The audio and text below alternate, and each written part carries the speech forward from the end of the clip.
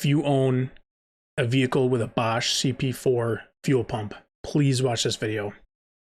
I'm not trying to say that to get like views or whatever. It's just, it is valuable information because I've been about a year, I've been getting into, you know, aftermarket diesel truck stuff. I got an F-250 if you haven't seen the channel before. And everyone's talking about disaster prevention kits and everything. And those are great for saving other fuel components, you know, fuel system components. But I'd like to focus more on what we can do to prevent the CP4s from blowing up in the first place. It's your obvious things like filters. That's your number one. It's fuel contamination and water. But there's something else. Those are surface things, you know, that are great practices to be in. Those are mandatory practices to have when you know, taking care of your diesel. But fuel lubricity is not talked about enough in the CP4 community, and it needs to be, because I think that is a huge part of what's making these things explode. I thought this would be a funny time to start recording this video. These two are decking around. Okay, so this video is just trying to, I'm just trying to talk to you guys about how to make your CP4 last as long as possible, and how to not have any disasters. Now, I'm not really talking about disaster prevention kits. So the disaster that they're talking about is the rest of your fuel system, the lines and the injectors. That's what would be the disaster in the typical disaster prevention kit. But what I want to talk about is how to try and avoid that disaster in the first place. That's what I don't think. I've heard almost none of that talk over the past year that we've been doing this. No one's been talking about preventative measures, really. I mean, besides, you know, fuel filters, changing fuel filters regularly, and you know, making sure that you have no fuel contamination or water or anything. Just trying to make sure that it's as clean a diesel as you can get in there. The problem is Bosch is a German company, and they developed the CP4 to run on European diesel fuel, which has a higher sulfur content than the diesel fuel we see here in the United States, the 15 parts per million. Like it was designed to be lubricated by the fuel that exists in Europe, which has a higher lubricity than our diesel fuel has here in the United States. As we're running through 15 parts per million diesel fuel through it, it's not being lubricated as well as it was designed to be. That's the problem. Here is the solution. Okay, I'm just going to tell you what the key is, and then I'll tell you why. This right here, this is going to be your key. This, I think, from my research, is the best lubricating agent for additive for diesel fuel in the United States, because the ultra low sulfur, since I think 2006, I pulled up this article too. Yeah, 2006, there's the EPA did all this research and bullshit, and that they decided that ultra low sulfur needs to be 15 parts per million. That's going to be bad for us because the sulfur that's in the fuel helped lubricate. Well, it says right here, while a reduced sulfur is good for the environment, it's also a 97% reduction in the element that gives the petroleum diesel its lubricating properties.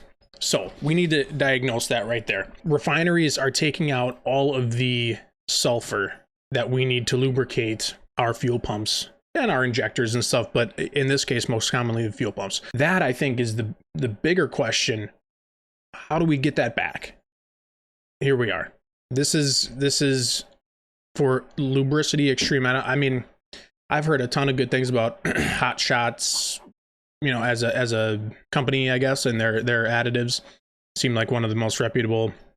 But they actually make this, like, on their homepage. I'm gonna see if I can find it quick, because on their homepage, so they have, like, this is where I first saw it, was on their homepage. I was just tooling around, and then they said, "Oh, are you running a CP4?"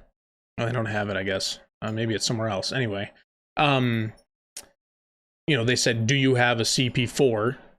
If so, this LX4 Extreme, I mean, that's right there. That's telling me, okay, well, they may have designed this. I don't know. I'm going to get in contact with them and see if they actually designed their LX4 for the CP4. Now, that'd be sweet. You know what we should do? We should call them right now. You want to just call them right? Let's call them right now, because I'd like to see if what the answer is. Hello. Thank you for calling Lubrication Specialties. Calling Hot Shots Secret. How may we help you? Hi, I just had some questions about your LX4 Lubricity Extreme. Well, I was wondering, because I saw kind of an advertisement, I think it was on your website, and it showed the CP4, actually it showed a picture of a 6.7, an F250. I guess I was wondering if that was kind of developed for the CP4 itself, because they often, succumb to failure due to lubricity problems of the fuel. Yes, that is exactly why Chris formulated that. Okay, it is. You got it. For CP4 pumps specifically. Now, some of our additives now all have the LX4 in it. Okay. Yes, the LX4 was developed specifically for the CP4 pump failures, because that's been a huge problem for a lot of you guys. So yeah, right. Okay, that's really cool. And it's a straight lubricity product, but like we do have a diesel additive, like everyday diesel, it's called EDT. Yeah, I saw that too. LX4 in it, and it does have enough lubricity for you guys to be covered. Okay. But some of our CP4 pump drivers will still buy LX4 just for an extra dose of lubricity. Oh, maybe do the EDT and okay. Do them both. Not necessary, but we'd still carry the products. It's a great product, but yeah, just so I'd give you a heads up. I'm not sure if you use our other additives or you're thinking about it, but our every tank fill up additive for diesel does contain the LX4 in it. Okay. Sure. That EDT, by the way. Yeah. Okay. And what else is that EDT? Just cleaning agent and stuff like that, or? It actually is kind of a 6-in-1. Like, it's got a lot of benefits to it. So it's got like a cetane boost, a rust oxidizer, a water demulsifier, and it also does clean your fuel system. So there's a bunch to it. It's fully formulated and it's super concentrated. So like a premium dose is 1 ounce for 25 gallons of fuel, but performance dose, which gives you more of a cetane boost, obviously, is 2 ounces for 25 gallons. Okay. So it's pretty strong. Yeah, no, and it also adds the lubricity too. It's a great product and it really, really sells well.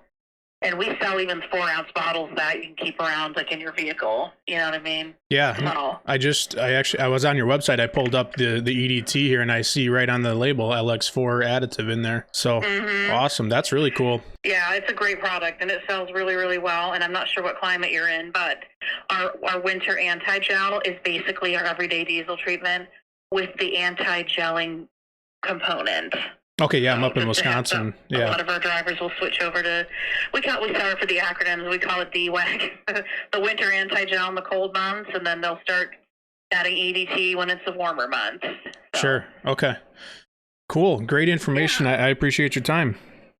Yeah, are you new to trying the products then? Yeah, I just ordered some. It was just your Diesel Extreme here, but then I was doing a little more looking, and because that's what I was trying to combat was the low sulfur, and I guess that's a question for you too. Maybe you'll know. Is it the low sulfur itself? Like, is it the actual sulfur that used to be in the fuels that was the actual lubricating agent, or is it the method that they? Honestly, okay, I don't believe so. I think it just doesn't help the situation, and our diesel fuel is just not as refined as like Europe, for example. And the main culprit is it doesn't lubricate enough. I think sulfur has a lot to do with it, though. Okay. That's if you actually wanted a really good answer, I would give you to Tom, our mechanic.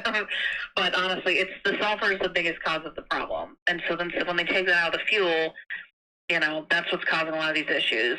And those pumps weren't great anyway. I mean, a lot of them are going back to the CP3 pumps now. But, yeah, which is great. yeah, I mean, but unfortunately, they lost a lot of customers and pissed off a lot of consumers, you know, and you guys buy expensive vehicles and, you know, they're not performing. Yeah. You know, so anyway. Is there any chance I could chat with Tom for a sec just to get a clarify, you know, on that sulfur issue? Give me just a second. Let me see if he's here. 1 second. Awesome. Thank you so much. That'd be sick if we can talk to Tom himself. There? Hey. Hello? Yeah, hey. Thanks for holding. Okay. Tom is actually in a meeting, but yes, the sulfur was the issue.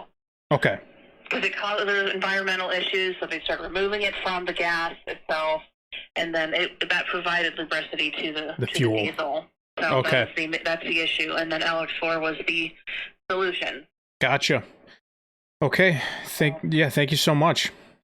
Holy shit, that was cool. Okay.